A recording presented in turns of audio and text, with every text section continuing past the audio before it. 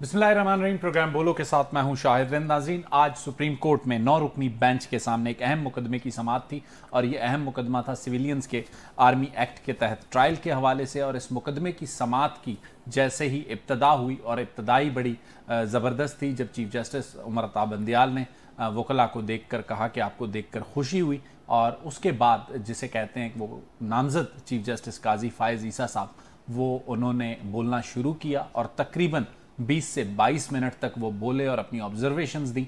और 20 से 22 मिनट तक उन्होंने जो गुफ्तगू की उसका जो लुब्बे लुबाब है या जो मरकज़ और महवर है उसमें उन्होंने बताया कि जो सुप्रीम कोर्ट का प्रैक्टिस एंड प्रोसीजर बिल है उसका जब तक फैसला नहीं होता उस वक्त तक कोई भी बेंच जो बनता है वो गैर आइनी गैर कानूनी है। और वो समझते हैं कि उन्होंने इस मुकदमे को सुनने से माजरत नहीं की, उन्होंने इस बेंच का हिस्सा बनने से माजरत की और उसकी उन्होंने जो भी वजूहात उस ऑब्जर्वेशन में रखी वो ऑब्जर्वेशंस क्या थीं, कितनी ठीक थीं और उन ऑब्जर्वेशंस के आने वाले दिनों में क्या असरात होंगे। उससे पहले काजी फायज़ ईसा साहब ने जो गुफ्तगू की, एतजाज़ अहसन साहब गो के बज़ाहिर अदालत में काजी फायज़ ईसा साहब को मनाने की कोशिश करते रहे, लेकिन अदालत के बाहर आकर उन्होंने काजी फायज़ ईसा साहब के मौक़िफ़ को किस तरह वैलिडेट किया, सुनिएगा।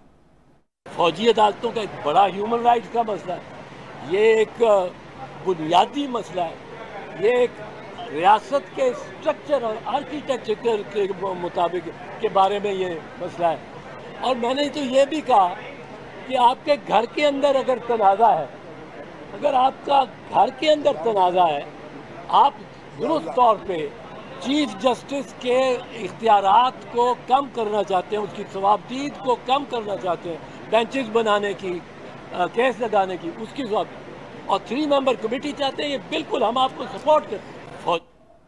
नाज़रीन, एतजाज़ अहसन साहब ने supreme court practice and procedure bill के मामले पर काजी फायज़ ईसा और उनके मौक़िफ़ की हिमायत की बात की, लेकिन आर्मी एक्ट के मामले पर वो जो मुकदमा लेकर गए हैं, क्या माजी में पाकिस्तान में किसी भी सिविलियन का आर्मी एक्ट के तहत ट्रायल नहीं हुआ, क्या सजाएं नहीं हुई? गुज़िश्ता हुकूमत में हमने देखा कि तकरीबन 25 के करीब ऐसे सिविलियंस हैं जिन्हें आर्मी एक्ट के तहत सजाएं हुई, जिनमें से कुछ की अब भी अपीलें लाहौर हाई कोर्ट में ज़ेर समाअत हैं। जब ये सब कुछ प्रोसीडिंग्स हो रही थी उसी वक्त शाराए दस्तूर पर कौमी असम्बली की बिल्डिंग में कौमी असम्बली का इजलास जारी था और वज़ीर दिफा ख्वाजा आसिफ आज एक बार फिर पार्लियामान की इमारत से गरजे और बरसे। क्या कहा उन्होंने पार्लियामान से, अदालत को क्या पैगाम दिया, सुनिए।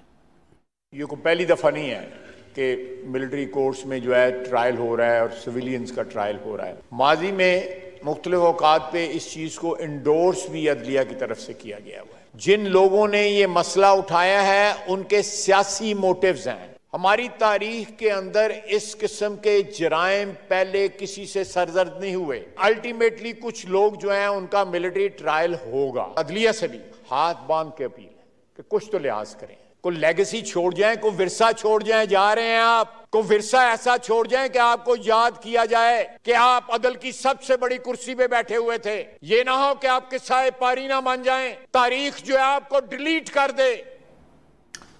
ख्वाजा आसिफ साहब ने वार्न किया कि ऐसा ना हो कि तारीख आपको डिलीट कर दे। मुखातिब वो किससे थे ये हम बेहतर अंदाज़ा लगा सकते हैं। आज की कोर्ट प्रोसीडिंग्स क्या रहीं, आइनी और कानूनी तौर पे इसकी अहमियत क्या है। हमें जो डिस्टिंग्विश पैनल इस वक्त ज्वाइन कर रहा है, हसन अयूब काफ़ी सीनियर जर्नलिस्ट हैं, अच्छा तज्जिया करते हैं और कोर्ट को बड़ी गहरी निगाह से देखते हैं। मियाँ दाऊद साहब आइनी और कानूनी माहिर हैं, दोनों से गुफ्तगू करेंगे और दोनों की ओपिनियंस लेंगे। हसन, आज आप कोर्ट रूम में भी मौजूद थे, मंजर क्या था आज सुबह जब 9 रुकनी बेंच आके बैठा, वो बेंच जिसमें काजी फायज़ ईसा नामजद चीफ जस्टिस सरदार तारिक मसूद, जिन दोनों को हम एक साथ और ख़ासकर चीफ जस्टिस साहब के साथ बहुत कम देखते हैं, आज आपको नज़र आए तो माहौल कैसा था?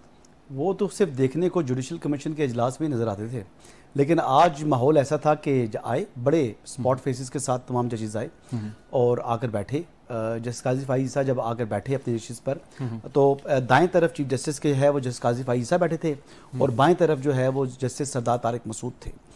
तो अमूमी तौर पर ये दाएं तरफ होते हैं जस्टिस जाजुल एहसन और बाएं तरफ होते हैं जस्टिस मुनीब अख्तर। लेकिन आज जो है वो जस्टिस काजी फायज़ ईसा के साथ फिर जस्टिस जाजुल एहसन थे और उनसे फिर आगे जस्टिस मुनीब अख्तर थे। और उनके साथ अगर देखें तो लेफ्ट साइड पर जो एक्सट्रीम लेफ्ट साइड बन रही थी वो बनती थी, यानी कोर्ट में अगर देखा जाए तो राइट बनती है, हमारी लेफ्ट बनती थी, वो बैठे हुए थे जस्टिस मज़ार अली अकबर नकवी साहब।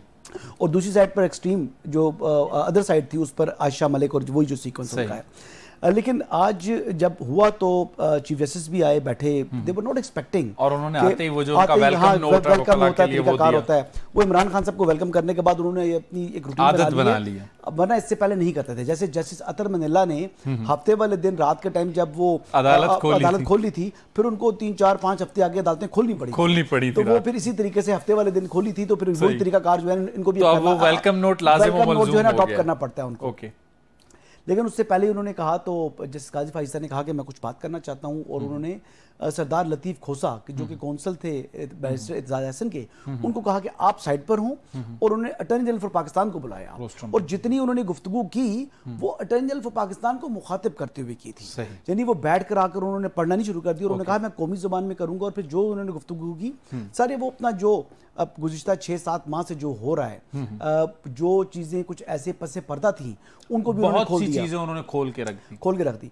लेकिन उनमें जो सारी चीज़ें थी उसमें जो उस वक्त फेशियल एक्सप्रेशंस थे, जो हम ख्याल जजेस प्लस जस्टिस मज़ार अली अकबर नकवी साहब के, तो इनके चेहरे के तासुरात तमाम जजेस के उस टाइम पड़े जो है वो ख़राब होने शुरू हो पड़े। चेहरा देखा, बिलखुसूस जो जस्टिस मुनीब अख्तर थे, उन्होंने 1-2 दफ़ा कोई बात करने की भी कोशिश की। 2 इंपॉर्टेंट पॉइंट्स आपसे पूछना चाहूँगा। एक, उन्होंने रिमार्क दिया काजी फायज़ ईसा साहब ने, उन्होंने कहा कि जब तक प्रैक्टिस एंड प्रोसीजर बिल का फैसला नहीं हो जाता, बेंचेस की तश्कील का मामला गैर कानूनी है। क्या ये उन्होंने कहा? उन्होंने बिल्कुल ये कहा, और उन्होंने कहा कि ये बेंच नहीं है जिसमें हम बैठे हुए, ये अदालत नहीं है। उन्होंने मौजूदा बेंच जो बेंच बैठा हुआ था, उन्होंने कहा जी कि मैं रिक्यूज नहीं कर रहा क्योंकि ये बेंच ही नहीं है। तो मैं ना इस बेंच को मानता हूँ ना जो supreme court practice and procedure के हवाले से उन्होंने कहा कि मैंने आइन और कानून के तहत जो है अपने फराइज अंजाम देने का हल्फ उठाया हुआ है।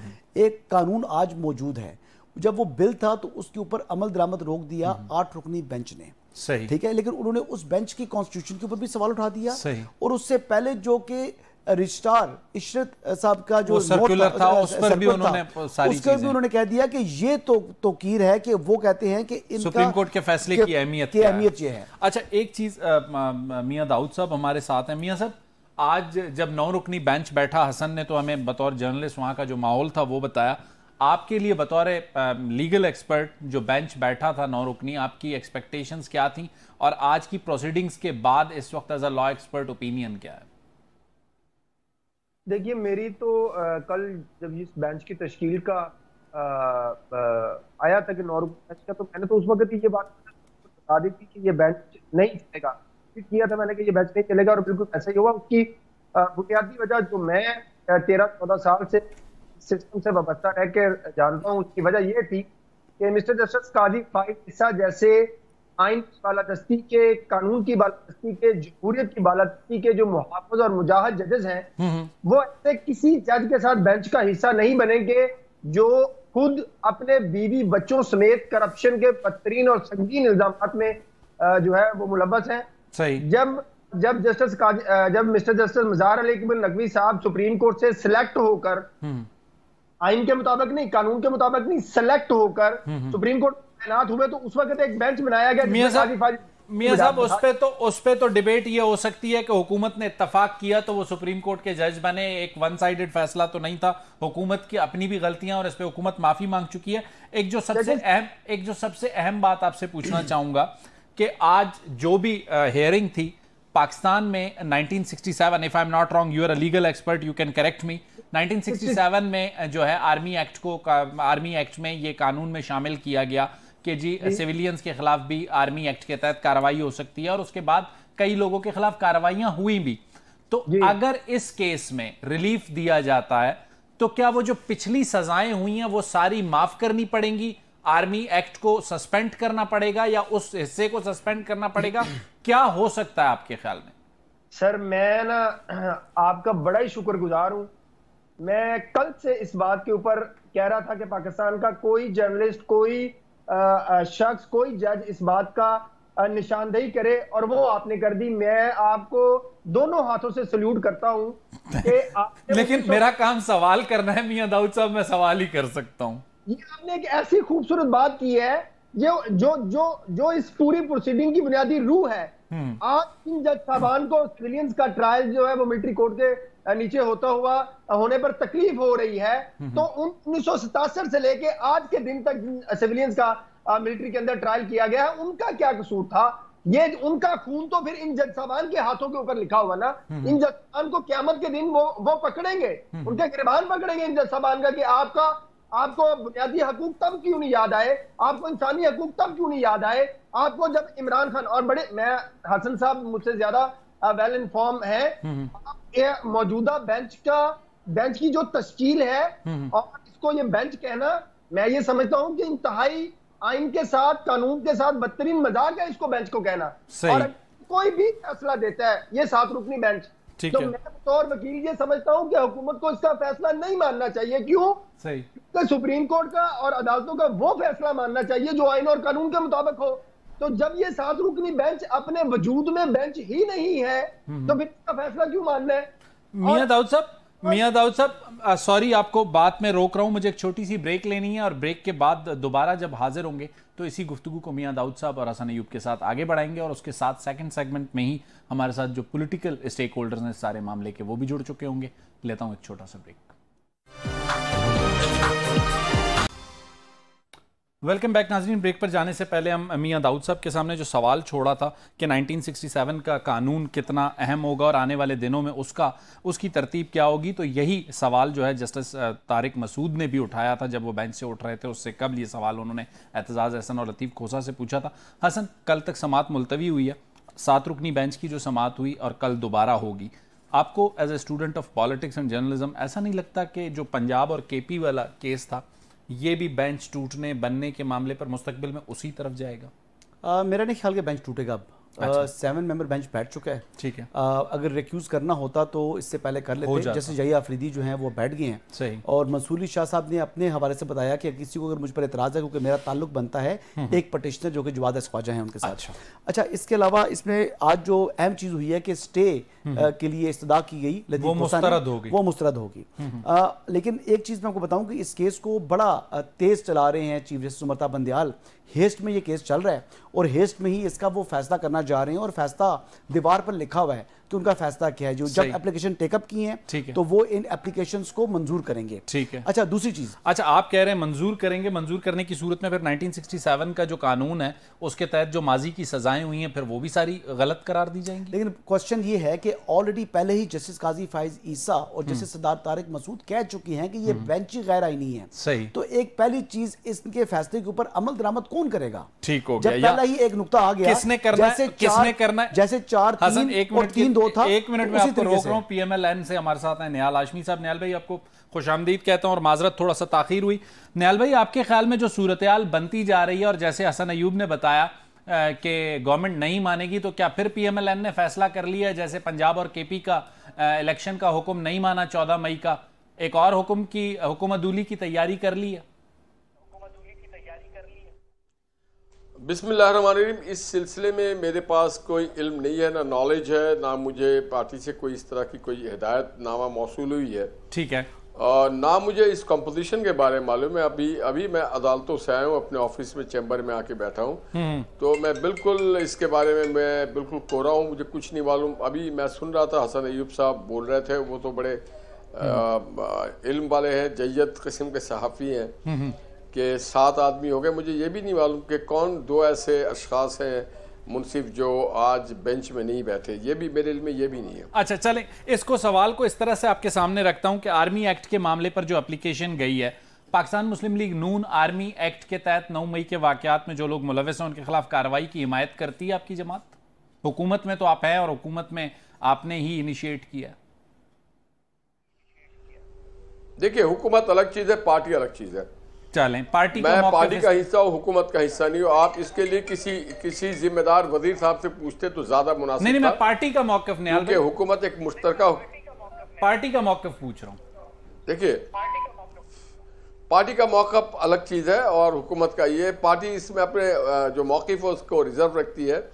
हमारी आपस में मुशावरत होगी, उसके बाद मैं तय करूंगा जो भी हमें हिदायतनामा मौसूल होगा हम उसके मुताबिक बात करेंगे, क्योंकि एक बहुत ही सेंसिटिव इशू है। इसमें मेरे ख्याल से हम बहुत सोच समझ के फैसला करना होगा। सही। निहाल हाशमी साहब, आप हमारे साथ ही हैं। हसन अयूब को हम थैंक यू करेंगे, हसन मियां दाऊद हमारे साथ होंगे। मियां दाऊद साहब, जो बात आपने की, जो बात जस्टिस तारिक मसूद ने की, उसके बाद आपको लगता है कि जो केपी और पंजाब के इलेक्शन का मामले के फैसले के साथ हुआ, इस फैसले के साथ भी वही सब कुछ होने जा रहा है? मोहतरम, इस फैसले की बात नहीं है। फैसला अगर आइन और उनके मुताबिक होता पंजाब का और केपीके के इलेक्शंस का, तो बिल्कुल उसके ऊपर अमल दरामद होता और होना चाहिए था। लेकिन चूंकि फैसला ही गैर आईनी था, गैर कानूनी था, और सुप्रीम कोर्ट खुद ही ये कहती है कि अगर कोई भी फैसला बुनियादी आइन के असूलों से, कानून के असूलों से खिलाफ हो, गैर मौसर हो, उसके ऊपर अमल दरामद नहीं किया जाना चाहिए, ये भी सुप्रीम कोर्ट कहती है। तो अगर तो सुप्रीम कोर्ट फैसला कानून और आइन के मुताबिक होता पंजाब और केपीके के इलेक्शन वाला, तो फिर तो उस पर अमल होना चाहिए था। इसलिए उसके ऊपर अमल दरामद नहीं हुआ, और यही सूरत हाल जो है वो इस मुकदमे की होगी।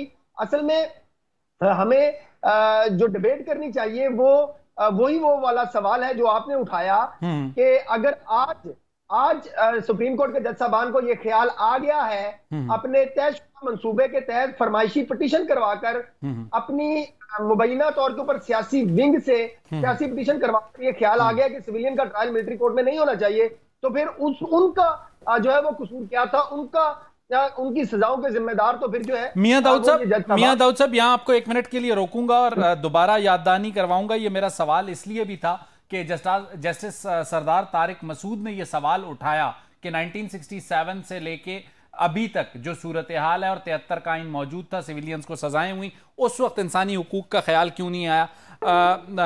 निहाल हाशमी साहब, आपके सामने एक चीज रखूंगा कि काजी फायज ईसा साहब ने आज जो प्रैक्टिस एंड प्रोसीजर बिल के मामले पर यह कहा कि जब तक उसका फैसला नहीं होता वो उस वक्त तक इस बेंच का हिस्सा नहीं बनेंगे, और उन्होंने ये भी कहा कि जितने भी बेंचेस इस दौरान बने हैं वो गैर कानूनी हैं। तो एज ए लीगल एक्सपर्ट आप इस पे एग्री करते हैं?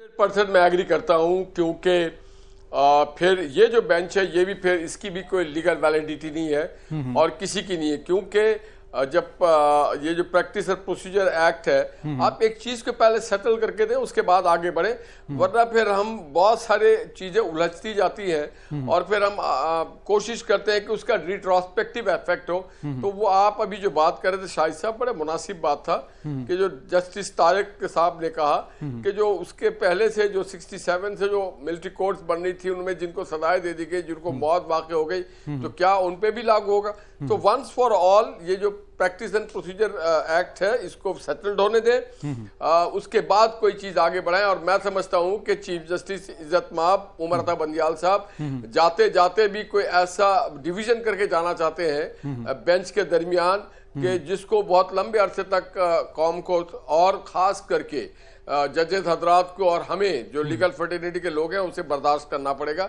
कोई ऐसा काम नहीं करना चाहिए जिससे आपकी बार या बेंच डिवाइड हो, या आप जिससे आपके पब्लिक एट लार्ज डिवाइड हो। तो ये कोई नेक नियति पे इन्होंने ये बेंच नहीं बनाया था। अच्छा, ये मैं समझता हूँ कि ये कोई इसके पीछे भी कोई समर सॉल्ट टाइप की चीज थी या कोई गुगली बॉल कराया था इन्होंने। अच्छा, आप कह रहे हैं गुगली बॉल कराया था, बहुत से लोग इसे मुख्तलिफ लफ्जों में कुछ इसी तरीके से सोशल मीडिया पे भी कर रहे हैं। मियां दाऊद की तरफ जाऊंगा। मियां दाऊद, आपको क्या लगता है जो सवाल जस्टिस सरदार तारिक मसूद ने उठाया था एतजाज अहसन और खोसा साहब के सामने, दोनों जो कि लीगल जिसे कहते हैं कानून साज भी हैं, कानूनदान भी हैं, तो आपको नहीं लगता कि एक पॉलिटिकल पार्टी को या एक पॉलिटिकल लीडर को फेवर देने के लिए फाल हुए हैं सरदार लतीफ खोसा और एतजाज अहसन साहब?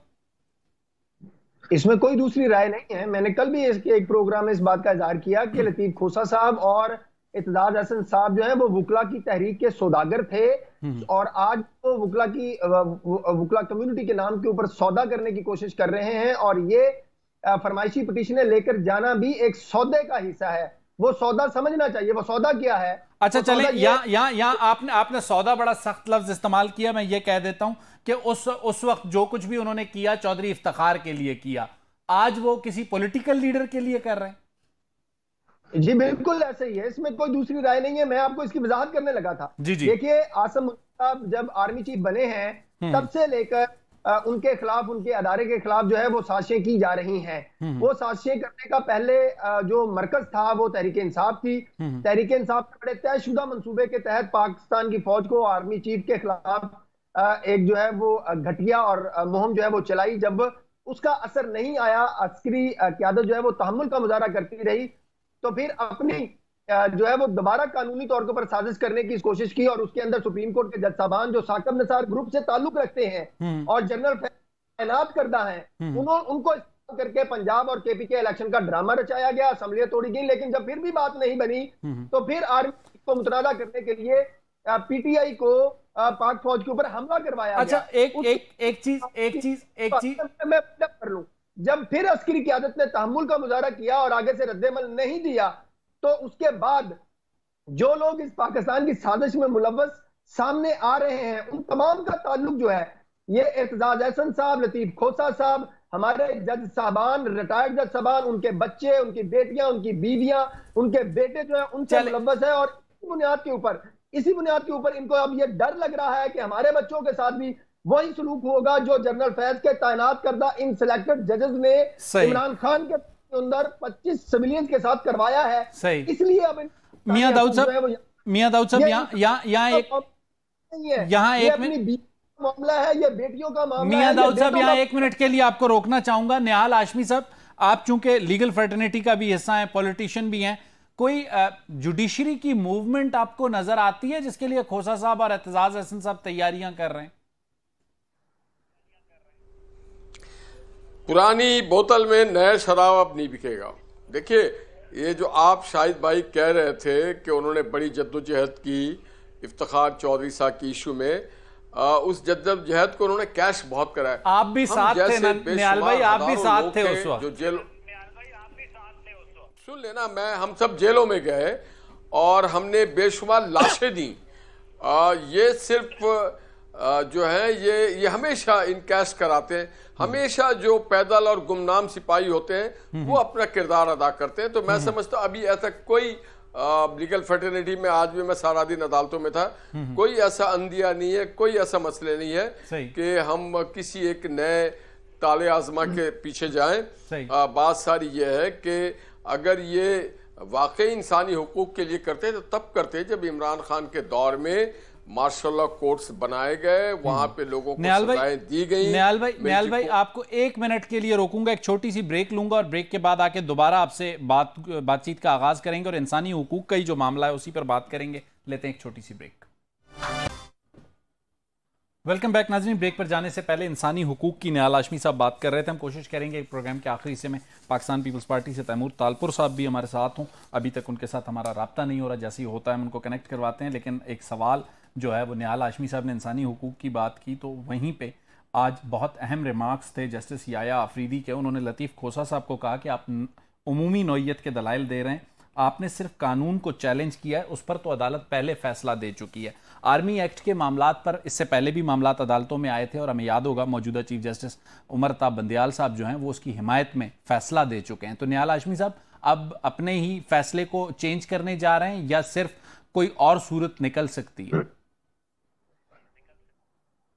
सर, इसमें 2 उनसर है। एक उनसर पे अभी मैं आप जिस पे बात कर रहे थे उस पे बात कर लेते हैं। साहब एक क्योस क्रिएट करना चाहते हैं, सम और अदर मुल्क में कोई ना कोई ऐसे हालात पैदा हो जाए, कोई एक्स्ट्राऑर्डिनरी सिचुएशन हो जाए और इन्हीं बुनियाद, इन्हीं वजूहात आप आपसे पूछे कि आज तक उन्होंने कितने बेंचेस में कादी फैज ईसा साहब को लिया, बल्कि उनको उन बेंचेस से बेदखल किया जिसके वो प्रोसीडिंग कर रहे थे। ये क्या कादी फैज ईसा का इंसानी हुकूक नहीं था? बल्कि आज काजी फायज ईसा साहब ने अपने एक फैसले जिसपे सर्कुलर जारी किया गया उसका हवाला भी दिया कि उनके फैसले को एक सर्कुलर से रोका गया। जी, तो ये जब मुंसिफ आला बदनीयती पे और पॉइंट स्कोरिंग करे तो वो इंसानी हुकूक। अब आ गया लतीफ खोसा साहब का, तो मैं लतीफ खोसा साहब के साथ बड़े एहतराम से पूछना चाहता हूं कि कराची में जब ऑपरेशन हो रहा था तो इंसानी हुकूक नजर नहीं आया उनके? क्या अली वजीर को जब गिरफ्तार किया गया वहां पे इंसानी हुकूक नजर नहीं आया उनको? जब यहाँ पे फोर्स डिसअपीयरेंस हुआ वहां पे इनको इंसानी हुकूक नहीं आया? जब हमारी पार्टी में मोहम्मद नवाज शरीफ हो, मरियम नवाज हो, या जब इंसानी हुकूक राणा सनाउल्लाह के पामाल किया गया, उनको नजर नहीं आया। अब चूंकि निहाल भाई, उनके आपके खिलाफ आर्मी एक्ट के तहत तो कार्रवाई नहीं हुई, मासेवाए मेरा ख्याल 99 में भी इंसदाद दहशतगर्दी की अदालत में कार्रवाई हुई। सर मैं जो इंसानी हुकूक की बात हो रही है ना, जी जी जी, तो इनके जो पप्पू, ये जो बर्गर अंडे बच्चे थे, ये जब अपने हुदूद से बाहर चले गए और उनके खिलाफ अगर रियासत एक्शन करती है, तो आज उनको लगता है क्या इंसानी हुकूक सिर्फ बर्गर्स के लिए होता है, सही, इंग्लिश स्पीकिंग यूनियन के लिए होता है, सही, मैंने जो एलिट क्लास के लिए होता है, क्या गरीब का इंसानी हुकूक नहीं होता है कि उसको सेहत मिलनी चाहिए, तालीम चले ये सवाल मियां दाऊद के सामने रखते हैं। दाऊद साहब, आप जस्टिस याया अफरीदी के इस रिमार्क्स को कैसे देखते हैं कि आपने सिर्फ कानून को चैलेंज किया है और उस पर अदालत पहले फैसला दे चुकी है, तो आपको ऐसा नहीं लगता कि याया अफरीदी साहब याद दिला रहे हैं एतजाज अहसन साहब और खोसा साहब को कि आर्मी एक्ट के मामले पर इससे पहले अदालती फैसले मौजूद हैं, और जहां तक मैं गलत नहीं हूं, आखिरी मरतबा जब आर्मी एक्ट के मामले पर मुकदमात हुए थे तो चीफ जस्टिस जो मौजूदा उन्होंने उनकी हिमायत की थी। आप दुरुस्त कह रहे हैं और जस्टिस याया अफरीदी साहब ने भी दुरुस्त निशानदेही की है। दो बातें आप अपने जहन में रखें कि चीफ जस्टिस पाकिस्तान की अदालती तारीख के वो जज हैं जो ये फैसला भी दे सकते हैं कि मैंने जो अपना पहला फैसला दिया था उस वक्त मैं शऊरी तौर के ऊपर हाजिर नहीं था, इसलिए मैं अपने उस फैसले से अदम इत्तफाक करता हूं और अब मैं नया फैसला देता हूं, जैसे उन्होंने अपने रिसेंटली मेरा ख्याल है कि 63A के फैसले में दिया। मेरे सामने ये एक ट्वीट है शाहिद साहब मोहतरम, इस ट्वीट के अंदर पहला तौर के ऊपर यह दावा किया गया है कि जवाद अस खालसा जो गुजार हैं, उनकी भतीजियां या भांजियां हैं शायद, हमदा और कोमल, वो उस वक्त वो पाकिस्तान आर्मी की तनसीबात के ऊपर हमले के वक्त वहां पर मौजूद थी, हमले में मुलव्वस थी। सर ये ट्वीट है, अभी इसका मुसद्दिका होने का मामला जब तक नहीं है तो हम इसे एक इल्जाम की सूरत में ही ले सकते हैं, इल्जाम की सूरत में ही ले लें, लेकिन इसकी तहकीकात होनी चाहिए।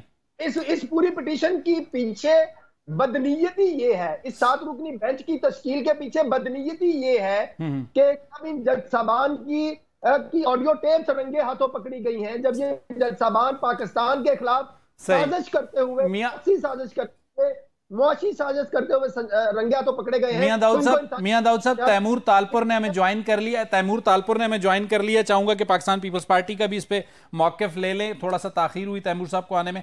तैमूर साहब, आज जो प्रोसीडिंग्स हो रही हैं, पाकिस्तान पीपल्स पार्टी इस मामले पे क्या मौक़िफ़ रखती है, और खासकर 9 मई के वाक़यात के हवाले से जो आर्मी एक्ट के कानून के तहत कार्रवाइयां हो रही हैं, पाकिस्तान पीपल्स पार्टी हिमायत करती है उनकी? बिस्मिल्लाहिर्रहमानिर्रहीम, बहुत बहुत शुक्रिया।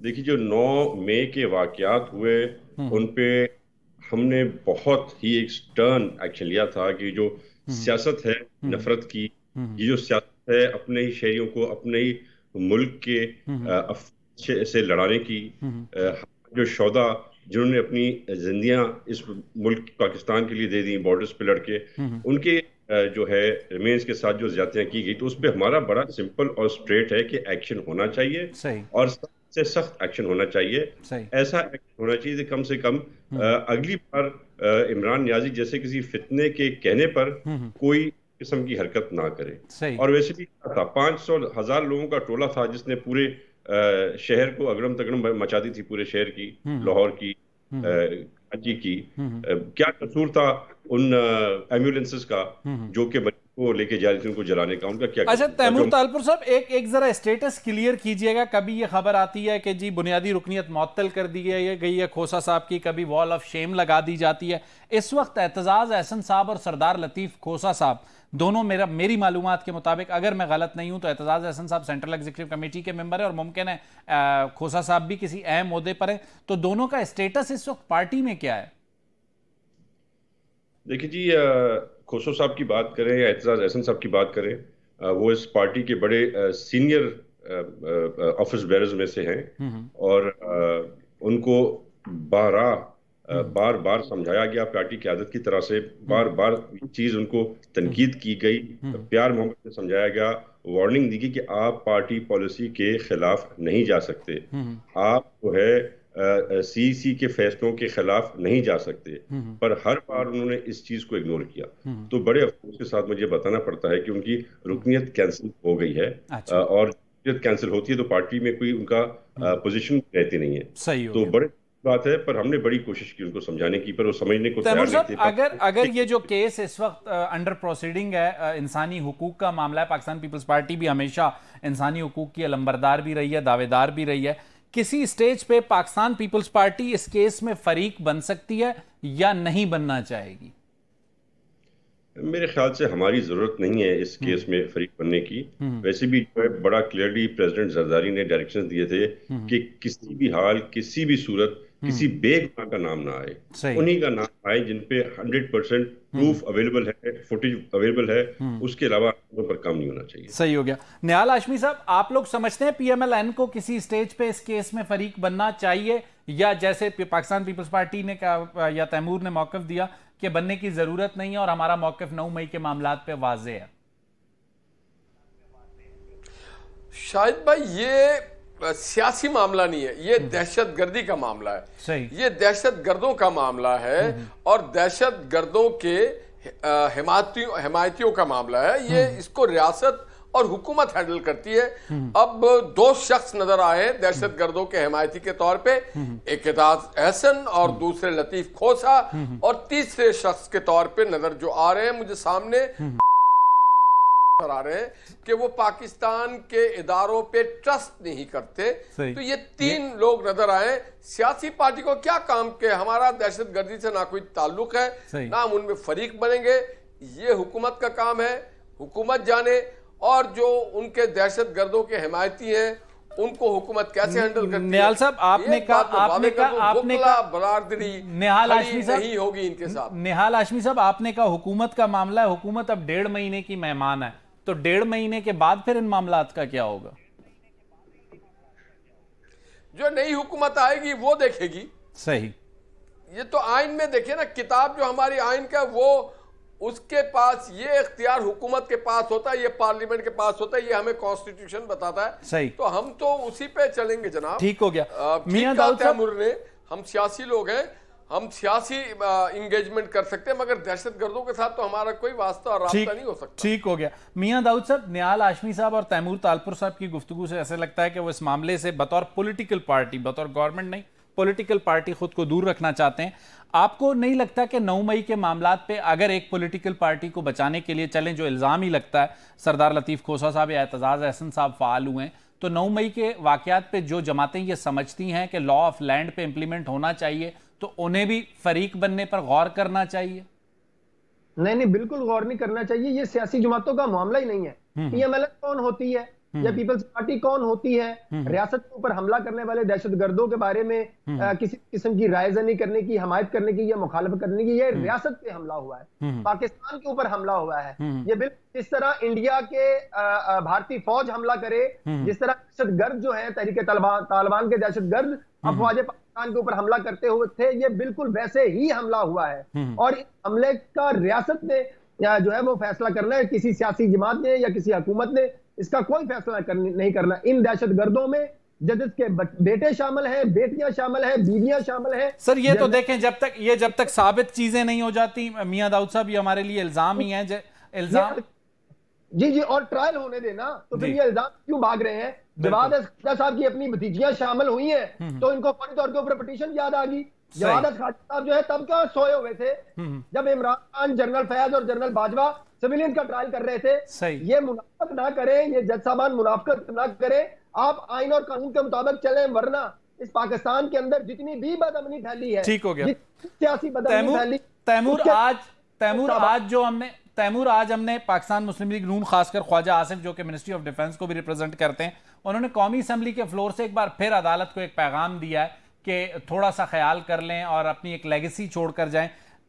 जो हमें नजर आ रहा था कि कुछ अरसे पहले तक जो एक हेड ऑन की सिचुएशन थी जुडिशरी और पार्लियामेंट के दरमियान, एतजाज अहसन साहब ने तो जुडिशरी के अंदर की डिवीजन को आज जिसे कहते हैं मोहर सख्त की मीडिया पर गुफ्तगू करते हुए, आपको नहीं लगता कि ख्वाजा आसिफ साहब ने जो पैगाम दिया है, एक बार फिर दोबारा हमें खिंचाव की सूरत हाल नजर आएगी शाराए दस्तूर पे?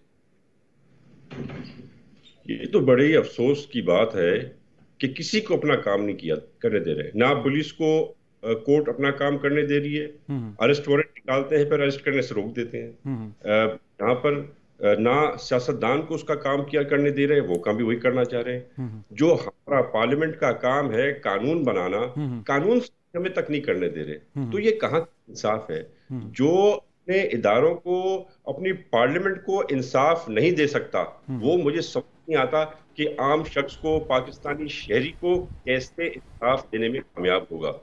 जिन जजेस की अपनी फैमिलीज उस 9 मई के वाकये में इन्वॉल्व हैं, उनको बताने के लिए आप लोगों के पास कोई ये सबूत मौजूद है? तैमूर, आपने भी ये इल्जाम लगाया, मियां दाऊद साहब ने भी ये इल्जाम लगाया, जजेस की families, do you have any evidence against their families? उनकी बेटियों के मोबाइल फुटेजेस वो सोशल मीडिया के ऊपर वायरल हुई हैं, वो किसी और ने तो नहीं ना की, उनकी बेटियों ने बनाई, उनके अकाउंट से पोस्ट हुई तो फिर वो वायरल हुई। मैंने और आपने उन बेटियों के मोबाइल लेकर तो वीडियो मियां दाऊद साहब, तैमूर तालपुर साहब, निहाल हाशमी साहब, तीनों मेहमानों का बहुत बहुत शुक्रिया, आपने अपना कीमती वक्त हमें दिया। नाज़रीन, आर्मी एक्ट के तहत सिविलियंस के खिलाफ जो कार्रवाई है उसके मामले में अब मामला सुप्रीम कोर्ट में ज़ेर समात है। पहले 9 रुकनी बेंच ने सुनना था, अब 7 रुकनी बेंच सुनेगा और कल फिर समात होगी। सुप्रीम कोर्ट जो भी इसका फैसला करेगी, क्या वो एक और पॉलिटिकल कंट्रोवर्सी डेवलप करेगा या फिर मामला काबू आ जाएगा? अगले प्रोग्राम तक मुझे शाहिद रिंद को इजाज़त दीजिए। अल्लाह हाफ़िज़।